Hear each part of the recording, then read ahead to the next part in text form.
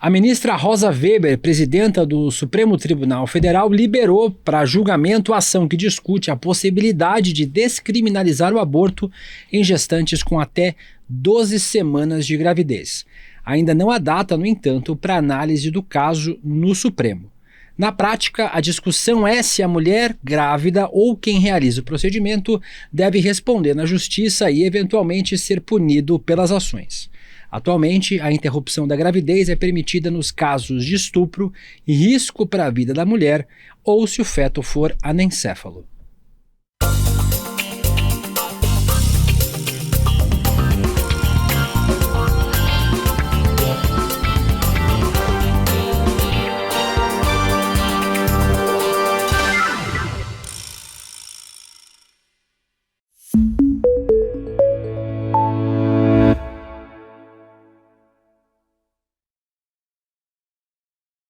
Olá, seja muito bem-vinda, muito bem-vindo. Eu sou William De Luca e esse é o videocast Em Detalhes. Aqui sempre com um convidado nós vamos mergulhar e analisar a temática do dia. Hoje eu converso com a advogada e cofundadora da Rede Feminista de Juristas, Isabela Delmonde. Isabela, obrigado por ter aceitado o nosso convite de conversar aqui no Em Detalhes no ICL. Eu que agradeço o convite para falar de um tema super importante como esse, num veículo que eu tenho profunda admiração. Muito obrigada. Acho importante a gente começar nessa nossa conversa, Isabela, explicando uma diferença que causa muita confusão entre descriminalizar e legalizar o aborto. Vários países do mundo têm experiências diferentes nesse sentido, mas para nossa experiência, qual é a diferença prática entre descriminalizar e legalizar o aborto? Legal. Então vamos lá, gente. Descriminalizar o aborto ou descriminalizar qualquer crime, né, qualquer conduta, é ter uma situação, no caso aqui, vamos falar no nosso exemplo, que é o aborto. Se alguém fizer, aquela pessoa não está cometendo crime, ou seja, ela não está sujeita a um processo penal e a uma eventual condenação ao cumprimento de pena. Aquela conduta para de ser considerada um crime. Um exemplo no Brasil é o adultério. O adultério, ou seja, a traição, né, a manutenção de um caso fora do casamento, era considerado crime no Brasil. E parou de ser. Então, hoje, se alguém trai o companheiro ou a companheira, não pode sofrer uma denúncia do Ministério Público, ser processado e condenado e cumprir algum tipo de pena de prisão. Já quando a gente está falando de legalização, é quando a gente tem uma norma específica regulamentando a prática, né? Regulamentando, então, no caso aqui, a prática do aborto, determinando então a quantidade máxima de semanas, os tipos de procedimentos, quem que pode fazer, quem que não pode fazer, ter, por exemplo, uma determinação de que médicos e médicas que possam fazer tem que ter determinados tipos de licenças, treinamentos, autorizações do Ministério da Saúde e assim por diante. Então essa que é a diferença central entre uma coisa e outra. A gente tem essa pauta sendo julgada ainda sem data no Supremo, mas a ministra Rosa Weber já liberou agora nessa última semana a pauta para julgamento, deve ser marcado nos próximos períodos. Esse é um avanço em relação à pauta da interrupção de gravidez no Brasil. A pauta dos movimentos sociais é pela descriminalização ou, no fim das contas, a pauta mesmo dos movimentos sociais é para legalização do aborto? A gente vê, o mais importante de tudo, William, é a gente garantir a descriminalização, né? Porque a gente sabe que há mulheres que, quando elas carregam consigo alguns marcadores sociais, elas têm muito mais riscos de serem processadas e condenadas num processo penal. Então, é muito importante que a gente garanta que uma mulher que exerça autonomia sobre o seu corpo, não seja presa. Lembrando, né, que o direito penal e a prisão são consideradas as consequências mais graves dentro do ordenamento jurídico brasileiro. Então, primeiro, claro que o ideal seria que a gente tivesse as coisas caminhando em paralelo. Não é mais crime e também é regulamentado, é também legalizado. Mas, se a gente tiver que fazer uma escolha, é claro que o mais importante é evitar a prisão de mulheres que aí vão ser especialmente mulheres negras, mulheres periféricas, vulneráveis, jovens. Então, o mais importante de tudo é a gente evitar que essas mulheres sejam presas. Mas é claro que é fundamental também que o Estado brasileiro regulamente a prática. Esse debate passa por tirar o aborto e essa discussão do campo da segurança pública para o campo da saúde pública, né?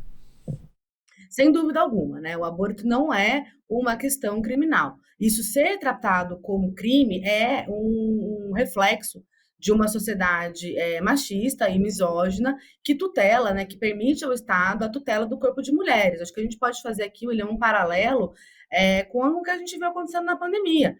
Né? Muitas pessoas reivindicavam a autonomia dos seus corpos para não usar máscara ou para não se vacinar, independentemente das consequências para o coletivo das suas escolhas individuais.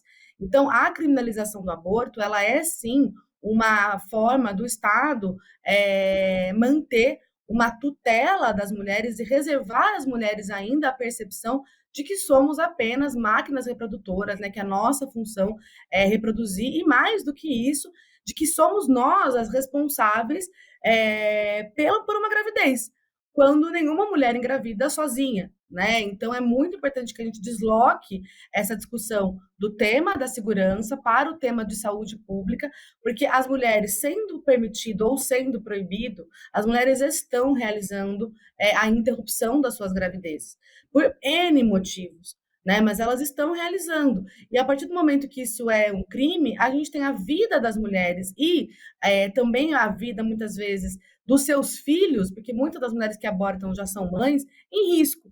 Né? Então, é muito importante que a gente desloque essa conversa para o campo da saúde, né? Para que a gente possa trabalhar com a ideia de prevenção à gestação, né? Com a ideia de educação e, finalmente, com a interrupção voluntária da gravidez, caso seja o desejo daquela mulher ou daquela pessoa que engravidou. No começo da nossa conversa, Isabela, você citou duas vezes marcadores sociais. Existe um tipo de mulher que é mais afetada pela criminalização do aborto? Certamente, né? Compõe o mesmo público que é afetado por qualquer tipo de criminalização. A gente não pode ter essa discussão sobre a criminalização no vácuo. A gente precisa olhar para o nosso sistema penal, para o nosso sistema prisional e ver quem que o Brasil prende. Né? Como disse, né, o ministro Alexandre de Moraes, quando ele vai votar pela legalização, né, ou pela descriminalização do porte de maconha, ele trouxe uma série de dados sobre quem que é encarcerado no Brasil. Então, mulheres brancas, mulheres de classe média alta, mulheres que têm dinheiro, que têm formação universitária, certamente não são as clientes do sistema penal. Quem a gente vai ver, quem a gente já vê, né, como condenadas pela prática de aborto, são mulheres que são tipicamente afetadas também pelo sistema penal em outros tipos de crime. É que a gente está falando, então, de mulheres negras, de mulheres jovens, de mulheres economicamente vulneráveis, com baixo acesso à educação. Então, a gente vai ver a reprodução do mesmo tipo de desigualdade que a gente vê em todo tipo de criminalização, ela também vai acontecer quando a gente está falando de aborto. Por isso que, inclusive, é muito comum dizer que as mulheres ricas abortam e as mulheres pobres morrem quando a gente tem esse tipo de conversa sobre a descriminalização e legalização da interrupção da gestação. Eu ia te perguntar exatamente isso, Isabela. Existe um senso comum de que o aborto já é legalizado no Brasil se você for rico, né? Se você tiver dinheiro, os locais onde se faz aborto, nas principais cidades do Brasil, são bem conhecidos, né? Clínicas, especialistas, médicos. Existe uma certa leniência, inclusive, das autoridades em relação a esses locais. Isso faz sentido quando você é rico, quando você é uma mulher rica ou é de uma família rica, o aborto é praticamente legal? Certamente, né, certamente, assim, quando a gente vai ver números, estatísticas, provavelmente todo mundo conhece uma mulher que já realizou um aborto, nas suas vidas, né, e aí a gente vai ter diferentes tipos de mulheres. Então, a desigualdade, ela aparece também quando a gente está falando da possibilidade de acesso. A mesma forma, né, a mesma questão quando a gente pensa em drogas, né, nós sabemos que pessoas que têm dinheiro no Brasil, têm acesso, e consomem drogas, né, e têm acesso a drogas de qualidade. A mesma coisa acontece quando a gente está pensando no aborto. Tem clínicas nas cidades, e mulheres que podem pagar o montante que é solicitado para o procedimento, pagam, enquanto as mulheres pobres, evidentemente, não têm um dinheiro para pagar esse procedimento, e justamente por ele não ser regulamento, não ser legalizado, a gente não tem acesso ao SUS, né, não têm acesso gratuito ao procedimento.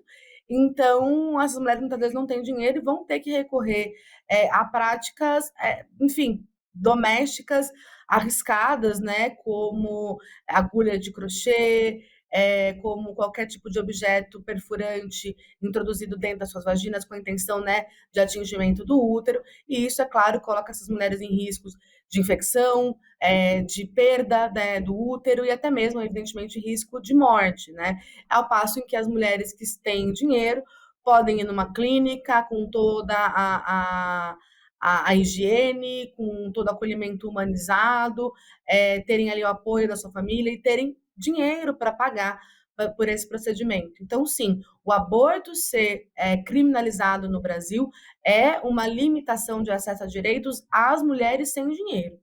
E é um problema que a gente tenha um crime, que tenhamos uma conduta que penalize mulheres porque elas são pobres. Os dados sobre aborto no Brasil são muito imprecisos, né? Uma reportagem do UOL do ano passado diz que, segundo a OMS, um total de 73,3 milhões de abortos seguros e inseguros ocorreram no mundo anualmente entre 2015 e 2019 na América Latina. 3 em cada 4 abortos são feitos de forma insegura. Esse dado, e eu queria que você dissesse para mim se a gente tem dados mais precisos no Brasil, se descriminalizar e legalizar ajuda a gente também a entender a estatística de política pública, que hoje é difícil ser feita, já que não tem como contabilizar quantos abortos inseguros são feitos, só uma estimativa, e isso também é uma política pública de vida das mulheres, né? Já que uma das principais causas de morte materna são os abortos inseguros, segundo essa reportagem, segundo dados da OMS. Certamente, né? Se a gente não tem uma política pública estabelecida, seja para o assunto que for aqui, pensando ainda mais gravemente, uma política pública de saúde ausente, a gente não tem dados. Se ele é crime, a gente não vai ter dados, né, sobre isso, porque as mulheres vão esconder. Então, é fundamental que a gente tenha assim, a legalização para termos acesso aos dados, porque daí esses procedimentos vão ser realizados, muitos deles, a maioria deles, certamente vai ser realizado no SUS, né? O Ministério da Saúde vai ter dados, o Ministério da Saúde vai saber quem é a mulher que aborta, né? Quem é? E é muito importante também, William, a gente ter em mente que não é só as mulheres adultas que precisam da interrupção da gestação. Nós temos no Brasil uma imensidão, né, de meninas que são vítimas de violências, né? E, embora elas tenham acesso ao aborto legal, porque a gente estaria falando de crime quando a gente está falando de menos de 14 anos, a gente sabe que nem esse direito é muitas vezes garantido. Né? Haja vista, por exemplo, o que aconteceu em Santa Catarina e no Espírito Santo, no governo Bolsonaro. Né? Então, sim, é fundamental que a gente tenha a descriminalização, depois a regulamentação, mas a descriminalização já ajuda para isso, para que essas mulheres possam recorrer ao sistema público de saúde e, com isso, o Estado brasileiro ser alimentado, né, por dados. Mas eu queria aqui mencionar, William, uma pesquisa que é considerada no Brasil a pesquisa central quando a gente está falando sobre aborto, que é a Pesquisa Nacional de Aborto. Né? Essa pesquisa ela é conduzida pela Débora Diniz. Débora Diniz, ela foi muito tempo vinculada ao Instituto Anis, ela esteve na audiência pública que foi feita pela ministra Rosa Weber no STF em 2018, onde eu estive também presencialmente, e Débora fez um discurso contundente, né, sobre o aborto, e essa pesquisa vai trazer aqui muitos dados para a gente. Né? Eu vou dar uma lida aqui, né, nos dados, como é que essa pesquisa foi feita, né? Primeiro com questionários face a face, né? Então entrevistas pessoalmente com as pessoas, mas também um questionário depositado em urnas, né? Porque muitas vezes há um constrangimento de ter sido necessário recorrer a essa prática. E muitas mulheres que fizeram aborto, quando questionadas face a face, elas negam, né? Dizem que não fizeram tanto por vergonha como, claro, por medo de serem criminalizadas. Então, você ter um tipo de metodologia de pesquisa que garanta a segurança da respondente é central para que a gente tenha um dado qualificado, um dado com o qual a gente possa trabalhar. Foram 2.000 mulheres participantes da pesquisa em idade de 18 a 39 anos, né? E aqui, por exemplo, gente, essa pesquisa vai mostrar que uma a cada 7 mulheres já fez um aborto até os seus 40 anos de idade. A maior parte dessas mulheres que já fizeram aborto, mais de 40% delas já são mães. Então, esse é um dado que muita gente esquece, William, quando a gente está falando sobre aborto, que é se essa mulher que já é mãe precisa recorrer a uma prática insegura que coloca a sua vida em risco, não só a gente está aumentando a mortalidade materna, mas a gente também está aumentando o número de pessoas, de crianças órfãos de mães no Brasil. Né? Então é muito, e essas mulheres são também, muitas delas, a maioria delas, são mulheres que são casadas e que são religiosas. Então existe uma ideia de que a mulher que uma ideia, um mito, né, uma mentira de que a mulher que recorre ao aborto é uma mulher promíscua, né, que não sabe se prevenir, que mentira, não é que não sabe, mas que escolhe não se prevenir contra uma gravidez, que ela é então, portanto, uma mulher de vida fácil, irresponsável, e quase ela tem que ser penalizada com uma gravidez por ter escolhido, né, manter relações sexuais. Quando, na verdade, o perfil da mulher que aborta é uma mulher trabalhadora, né, com seus lá 35, 40 anos, que já é mãe, que é religiosa, que vai ao culto, que vai à igreja, que tem a sua vida ali prosaica, cotidiana, uma mulher média. Né? E se a gente tem, né, essa pesquisa mostra aí provavelmente 1 milhão de abortos por ano no Brasil. A gente pretende prender 1 milhão de mães brasileiras por ano, né? Ou a gente pretende permitir que essas mães morram porque a camisinha estourou, porque a pílula anticoncepcional não funcionou, porque o marido cometeu um estupro marital, e muitas vezes o estupro marital não vai ser reconhecido numa delegacia para que ela acesse o direito ao aborto legal. Né? Então, é muito importante que a gente tenha em mente que existe um mito sobre a mulher que aborta, esse mito precisa ser derrubado para que a gente consiga garantir a segurança das mulheres brasileiras e a presença das mães brasileiras na criação dos seus filhos e filhas. Você citou agora há pouco, Isabela, casos que a gente viu nos últimos anos de tentativas de aborto legal que também foram praticamente impedidas, né? No caso de estupro, inclusive estupro de vulneráveis, você citou casos e casos que ficaram muito célebres no Espírito Santo, em Santa Catarina, casos que a gente discutiu muito na imprensa. Os últimos 4 anos, a pauta do aborto foi muito usada, em especial pela ministra da Mulher, hoje o Ministério dos Direitos Humanos, Damares Alves, porque é uma pauta muito cara a conservadores, em especial conservadores religiosos fundamentalistas. Os últimos 4 anos trouxeram atraso nesse debate no Brasil, ou até mesmo retrocesso?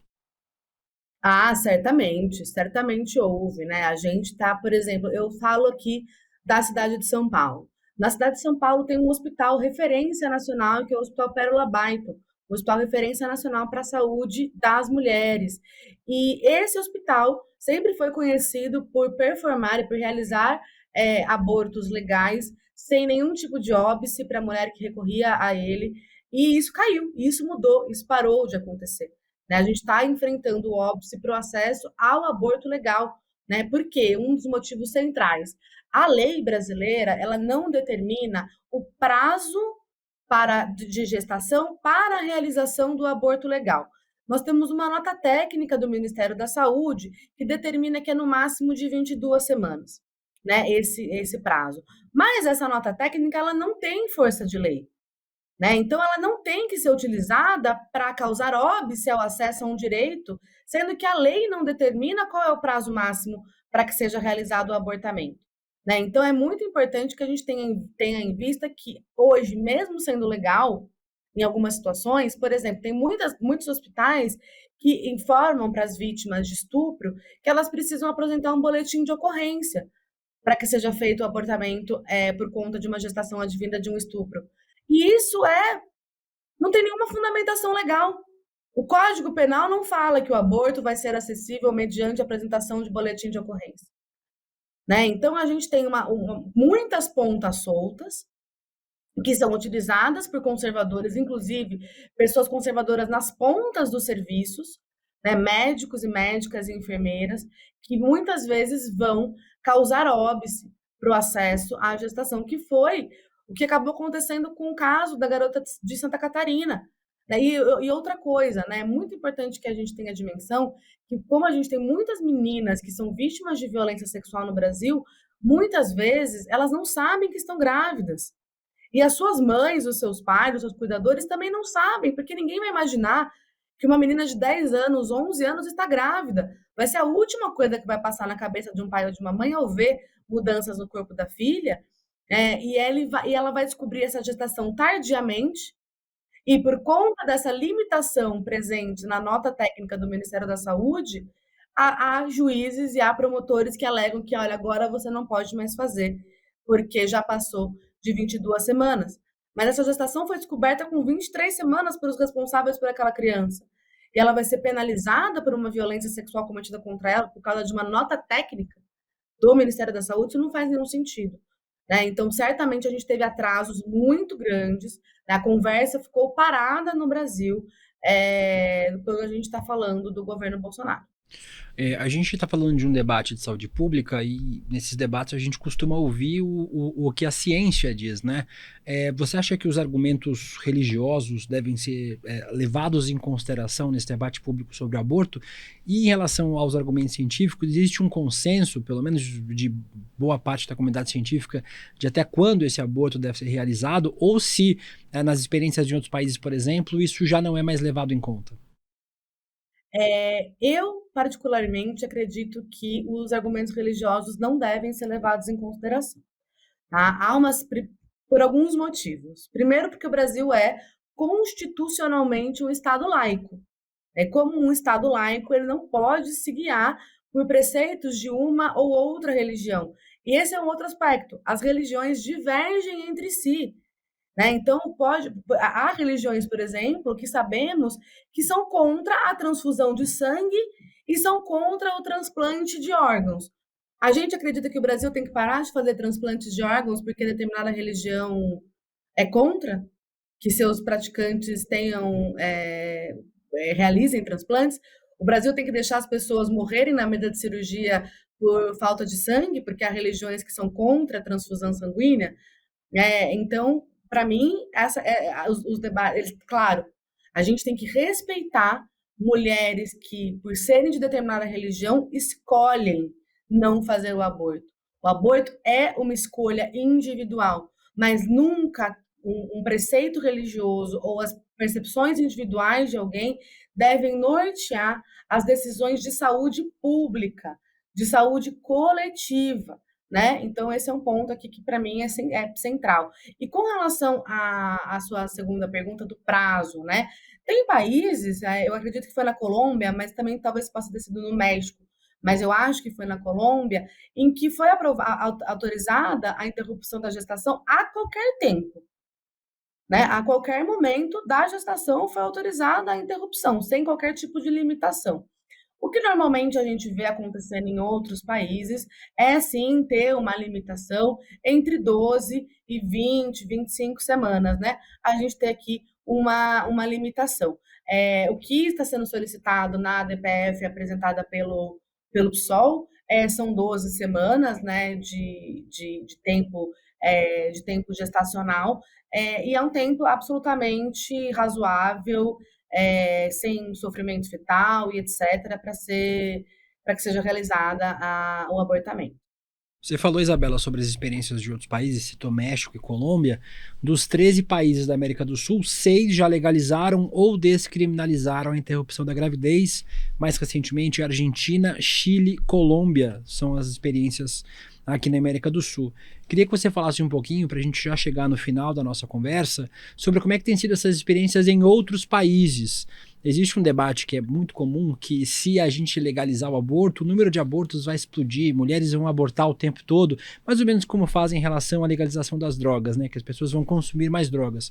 Queria que você falasse como tem sido essa experiência e se realmente faz sentido esse argumento de que o número de abortos vai aumentar. Não faz sentido. Né? Se não em todos, mas na maioria dos países em que o aborto é legalizado, o que se descobre é uma queda do número de práticas de interrupção da gestação. Por quê? Se eu posso interromper a gestação, eu também posso ter mais acesso à informação. né? Eu também tenho mais educação, né? O aborto, para os movimentos sociais feministas, ele é a última, né, escolha. A gente tem um lema, eu vou até buscar aqui para não falar bobagem para vocês, mas é algo no sentido de, eu não consegui encontrar aqui, mas é algo no sentido de educação para não engravidar, educação para prevenir, anticoncepcional para engravidar, aborto para não morrer. Né? Então, o aborto ele faz parte de uma política pública de saúde de direitos sexuais e reprodutivos de meninas e mulheres. Não é nada mais do que isso. Né? Então, quando a gente fala sobre, a gente tem essa regulamentação, a gente vai falar mais sobre saúde sexual, a gente vai falar mais sobre direitos reprodutivos, a gente vai ter mais distribuição de camisinhas, de anticoncepcionais de forma gratuita, a gente vai falar de educação sexual nas escolas, enfim. Então, tudo que acontece que a gente vê nas experiências de outros países reduz, porque a mulher, quando ela, num país em que é criminalizado o aborto, ela não sabe que ela pode pedir ajuda. Ela não pode, na verdade, pedir ajuda para lidar com aquela situação. Olha, eu estou com medo, eu não sei como é que vai ser uma gestação. Poder falar disso livremente, receber um aconselhamento, por exemplo, psicológico, que estabeleça, que ajude ela a compreender que tem um dia seguinte, que ajude ela a fazer um projeto de vida que contemple a existência de um bebê. Então, todo o desespero que aquela mulher, diante de uma gravidez indesejada, está passando, ela passa sozinha e vê como única solução para ela o abortamento. Se ela tem um acolhimento público, institucional e da comunidade ao seu redor para ver um dia seguinte, depois de uma gestação indesejada, para contemplar a existência daquele bebê, a chance dela manter aquela gravidez aumenta. Né? Então, é por isso também que os índices caem.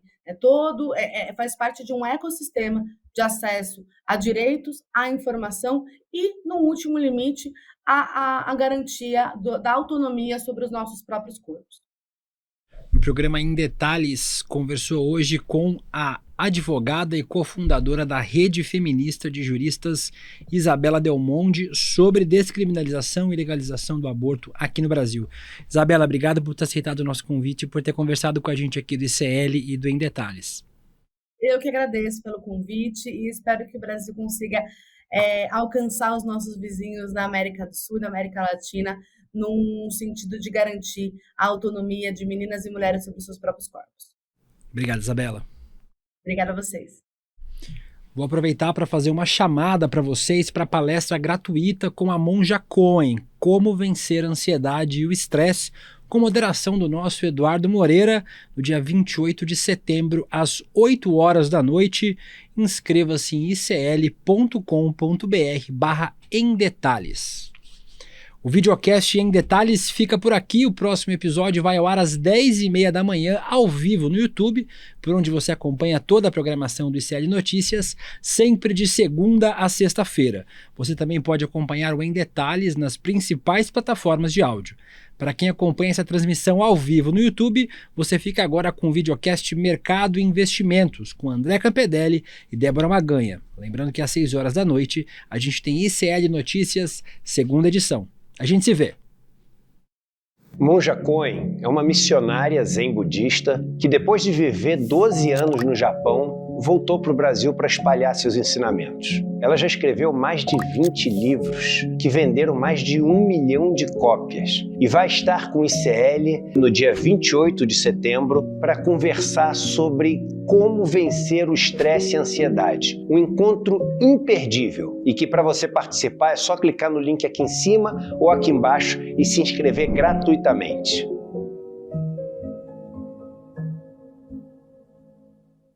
Oi, gente, tudo bem com vocês? A gente veio hoje contar um pouquinho sobre o curso de saúde mental e cuidado que o Instituto Conhecimento Liberta está oferecendo. O curso é comigo, Bia. E comigo, Renan. Nós somos psicólogos, professores, trabalhamos com formação e com cuidado em saúde mental e a gente quer propor para vocês uma discussão bastante crítica e necessária sobre o campo da saúde mental. Nesse curso da gente, que faz parte dos mais de 200 cursos do Instituto Conhecimento Liberta, a gente vai pensar sobre as questões da saúde mental, para além da loucura, para além do adoecimento, para além da psicopatologia, pensando questões como direitos humanos, gênero, raça, classe, sexualidade. Então, venham juntos e juntas discutir com a gente.